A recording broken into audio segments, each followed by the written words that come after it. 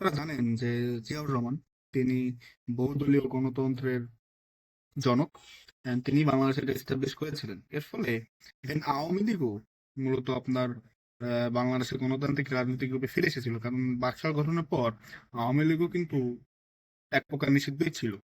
তো সেক্ষেত্রে আওয়ামী লীগ ফিরে আসে, জামাত আপনার দেশ স্বাধীনের পর বহু বিতর্কের পরও তারা দেশে রাজনীতি করার স্পেস পায়। ঠিক আছে, আপনার একটি গণতান্ত্রিক সমাজে অবশ্যই বহুদলীয় বহু দল লাগবে। এটা যে রকমের একটা খুবই অভাবনীয় কোন সম্মান দেওয়ার মতো উদ্যোগ, যার জন্য জাতি তাকে সবসময় শ্রদ্ধা করে স্মরণ করবে। কিন্তু আপনি এখানে একটা জিনিস দেখবেন যে জামাতকে সবাই কিন্তু ইউজ করেছে। আওয়ামী লীগের সাথে জোট করেছে, বিএনপির সাথে জোট করেছে, বিএনপির সাথে তো ইভেন সরকারও ছিল 2001 থেকে 2006।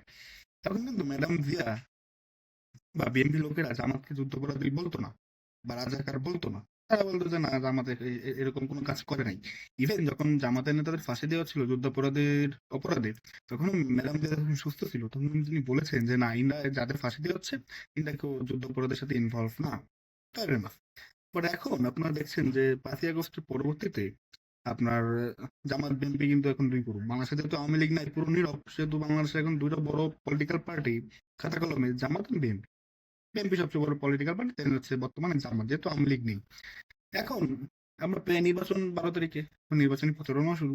সেক্ষেত্রে খুব ইন্টারেস্টিংলি এর আগে আমরা বিএনপি নেতাদের শুনেছি যে জামাত হচ্ছে রাজাকারদের দল, তারা বলতেছে কিন্তু জামাত যুদ্ধাপরাধীদের দল, তারা তো দেশেই চায় নাই, বাংলাদেশেও সেটাই চায় না।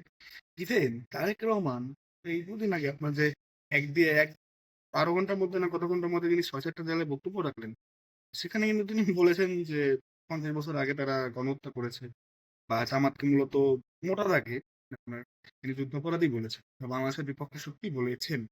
পাকিস্তান থেকে একটা শক্তি অনেকে নেতারা বলেন। তো আমার প্রশ্ন হচ্ছে কি, আমরা জনগণ, সাধারণ জনগণ কোনটা বিশ্বাস করবো? আপনারা 2001 থেকে 2006 সালে যখন ক্ষমতা ছিলেন তখন জামাতের সাথে জোট করেছিলেন, তখন তো জামাতকে যুদ্ধাপরাধী বলেন নাই। তখন আর যুদ্ধাপরাধী যদি আপনারা এখন বিশ্বাস করেন, তাহলে তখন কেন জামাতের সাথে জোট করেছিলেন? আলটিমেটলি নির্বাচনে জিতাই কি সব? এটা যদি হয়ে থাকে দেন তো আপনার এটা ভালো জিনিস না যে আপনি নির্বাচনে জিততে দেশের বিপক্ষে শক্তির সাথে জোট করতেছেন। আমার একটা মেসেজ যায় যে আপনি ক্ষমতায় যাওয়ার জন্য যে কোনো কিছুই করতে রাজি। তো তখন বিএনপি ভুল ছিল।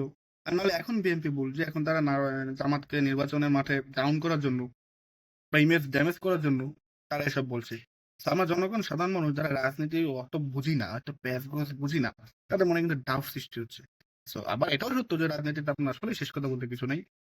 যার এই প্রতিচ্ছবি, বাস্তব প্রতিচ্ছবি আবার বর্তমান জামাত বিএনপির মধ্যে যে অবস্থান, সেটা দেখছি। কারণ একসময় এই দুই দল একে অপরের পরিপূরক ছিল।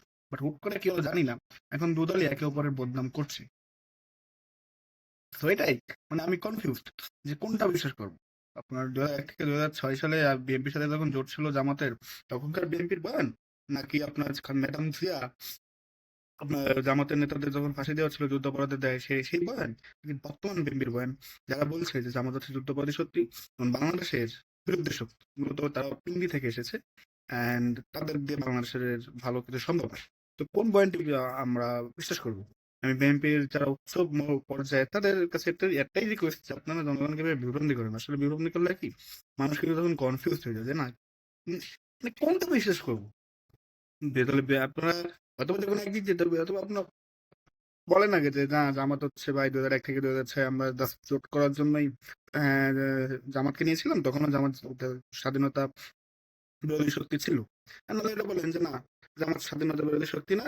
মানে যে কোনো একটা কিছু ক্লিয়ার করেন ভাই, জামাত তো স্যার বিপদে পড়ছে, এটা সবাই ইউজ করে আবার সবাই ছুড়ে ফেলে দিই। আর তখন বলে এরা যুদ্ধপরাধী, এরা রাজাকার, এরা রাজাকার। মানে কাজ শেষ। তো আপনারও কাজ, আপনারও পুরো ছুড়ে ফেলে দিল, যে আমাদের অবস্থা হচ্ছে এইটাই। সো আসলে আমরা কনফিউজ যে কোন বিএনপির বয়ানকে বিশ্বাস করবো। আপনাদের মতামত কি? জানাবেন। ধন্যবাদ।